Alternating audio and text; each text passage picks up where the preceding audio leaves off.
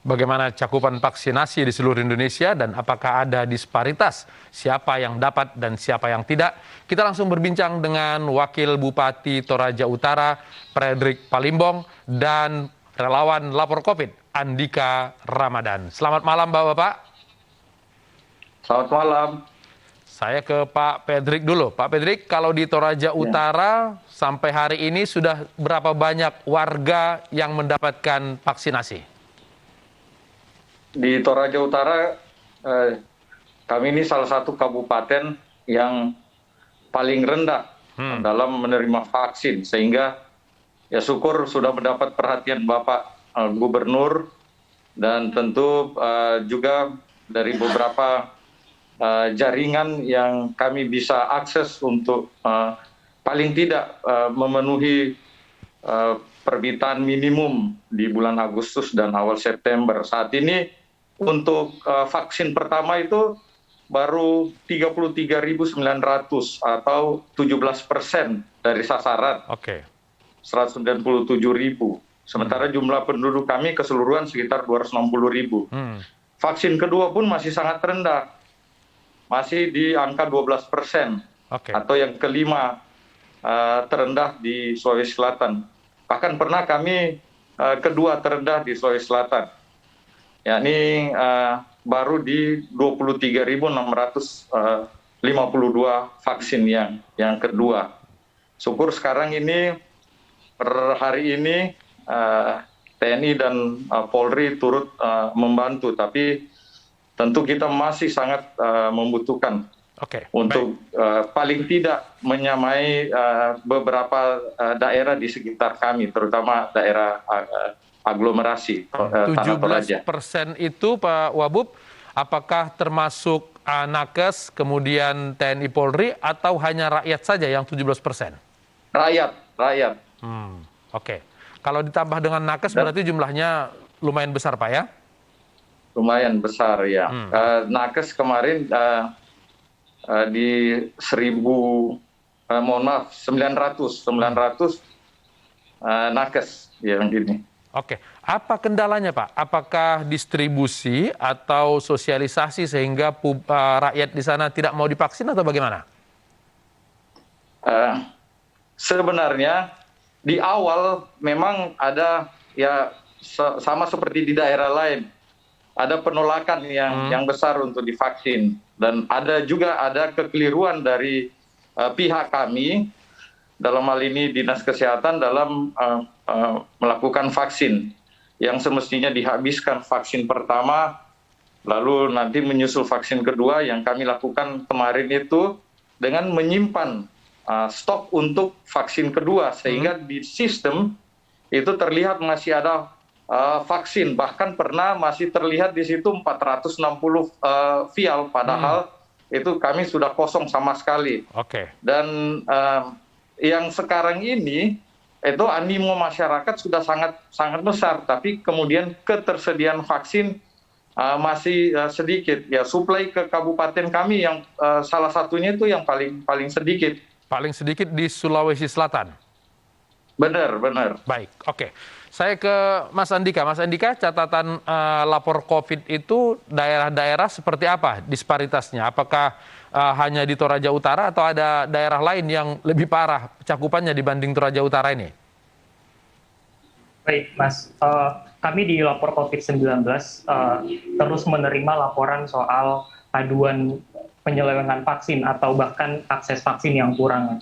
Sepanjang bulan Agustus saja kami menerima sekitar 51 laporan soal vaksin, termasuk juga akses vaksin yang timpang, terutama di luar Jawa dan Bali, termasuk tadi tempatnya di Toraja Utara, kemudian di beberapa daerah lain yang pasti itu di luar Jawa, Bali, di Sumatera, di Kalimantan, dan juga daerah di timur Indonesia, itu akses terhadap vaksin masih lumayan timpang ya, Mas.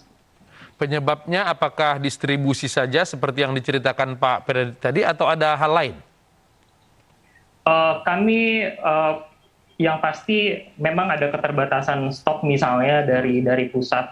Kemudian juga kadang akses vaksin ini seperti kemarin kami menerima sempat viral ya di Palembang dan juga di Jambi, misalnya orang berebut vaksin bahkan sampai berdempet-dempetan, dan ini karena memang akses terhadap vaksin, distribusi vaksin juga yang kurang di luar Jawa Bali. Oke, tadi Mas Andika sempat menyinggung ada aduan selain tidak dapat juga ada penyimpangan. Kalau penyimpangan itu seperti apa?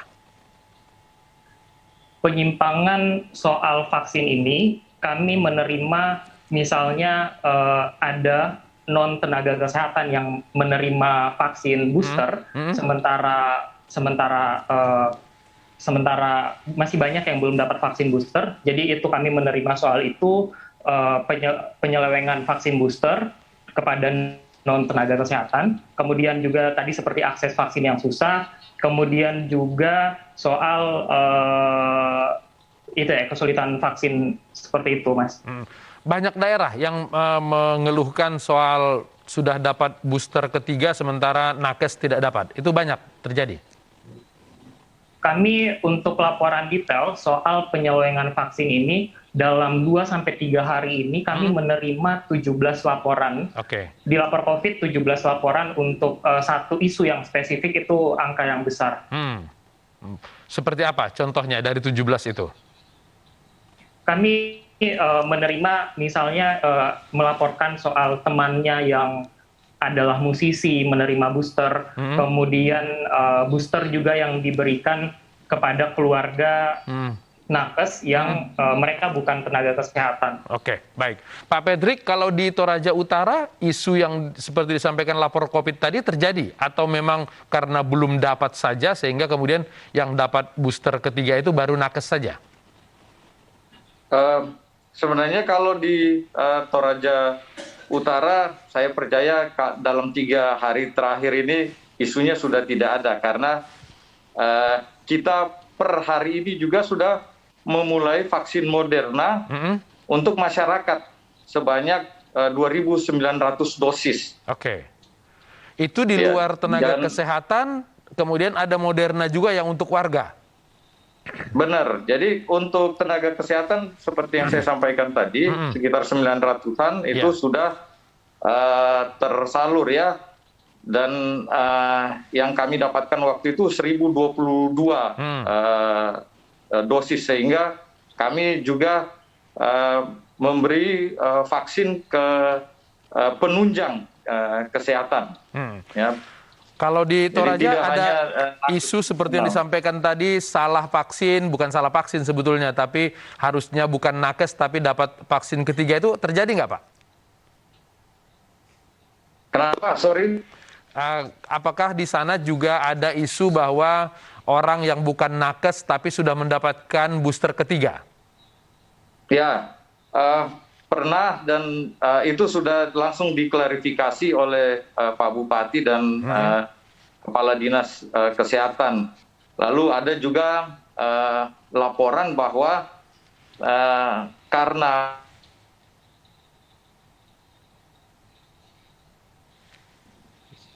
Ya, terputus dengan Pak Pedrik. Saya kembali ke Mas Andika. Mas Andika, minta keluarganya menggantikan. Oh, jadi harusnya tidak mendapat, tapi kemudian menggantikan antrian keluarganya. Itu dia mendapatkan vaksin yang keberapa? Ada. Itu pun satu ini aja, Pak. Satu kasus, istrinya takut karena pemahaman dia, kipi dari Moderna ini agak kuat. Lalu kemudian dia minta digantikan oleh suaminya, dan itu juga kita dapati. Dan sudah diklarifikasi. Nah, isu sebenarnya yang di Toraja Utara, Pak, ini ada 117 kematian. Dan hampir 100% itu yang belum divaksin. Jadi ini relevan dengan dengan yang disampaikan oleh Wabenkes akhir bulan lalu, bahwa 90-94% kasus kematian positif COVID itu disumbang oleh yang belum divaksin. Nah, kami di Toraja Utara 117 kasus kematian, 115 itu belum divaksin, hanya 2 yang sudah divaksin, itu pun baru vaksin pertama, Pak. Oke. Jadi perlu sekali vaksin datang supaya warga Toraja Utara bisa dapat vaksinasi ini, Pak ya. Oke, saya kembali ke Mas Andika. Sangat perlu, Pak. Iya, baik. Mas Andika, ya, Anda sebutkan tadi bahwa penyimpangan ini terjadi laporan penyimpangan terjadi dalam 3 hari. Ini terkait nggak dengan pengakuan para pejabat publik yang sudah mendapatkan booster ketiga sehingga kemudian orang terdorong untuk melapor? Baik, Mas. Kami menerima laporan ini sebelum dari hari Selasa, sebelum dengan isu pengakuan beberapa pejabat yang mengaku sudah di booster. Kami sudah menerima itu sebelumnya. Kemudian peristiwa pengakuan beberapa pejabat menerima booster itu turut mendongkrak laporan di kami. Jadi semakin banyak. Artinya sebetulnya di luar dari para pejabat publik tersebut, orang yang mendapatkan booster ketiga tapi bukan nakes ini terjadi di banyak tempat ya? Terjadi, Mas. Itu tergambarkan dari beberapa laporan. Ada masukan dari lapor COVID bagaimana mengawasi dan menjaga itu tidak terjadi ke depan? Kami perlu bilang ya bahwa akses terhadap vaksin booster kepada pejabat publik dan juga non tenaga kesehatan ini kan mencederai rasa keadilan kita ya. Kami ini kan pelanggaran etika, apalagi yang dilakukan oleh para pejabat publik. Buat kami minta dari pemerintah pusat, dari Kementerian Kesehatan untuk menelusuri apa yang terjadi, kemudian siapa saja yang menerima booster ini, kemudian pengawasan terhadap pelaksanaan vaksinasi, terutama di daerah-daerah itu memang benar-benar diperketat ya. Jadi jangan sampai ada orang-orang di luar non tenaga kesehatan yang menerima booster. Oke, baik. Pak Pedrik, di tengah tadi keinginan Bapak supaya warga Bapak banyak divaksin karena ternyata banyak yang meninggal karena COVID, meninggal itu belum vaksin. Apa kira-kira upaya yang akan dilakukan untuk mendapatkan tambahan vaksin tersebut?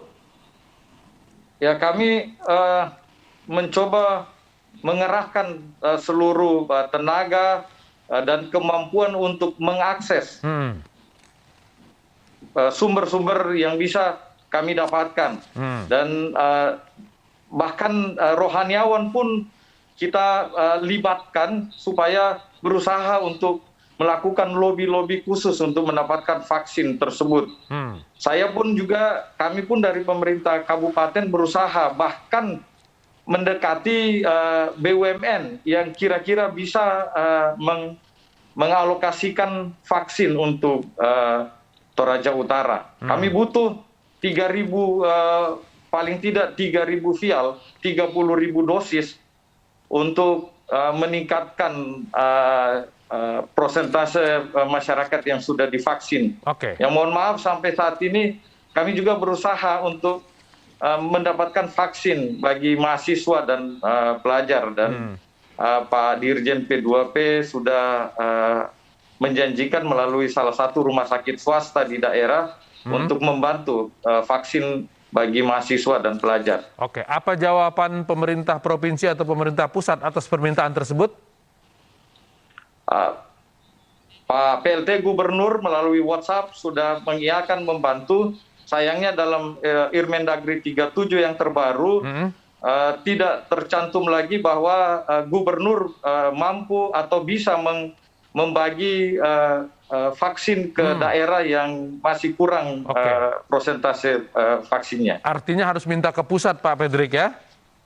Iya, betul Pak. Mudah-mudahan perbincangan ini didengar oleh para pengambil keputusan dan vaksin segera sampai ke Toraja Utara dan tidak ada penyimpangan. Terima kasih Pak Pedrik dan Mas Andika.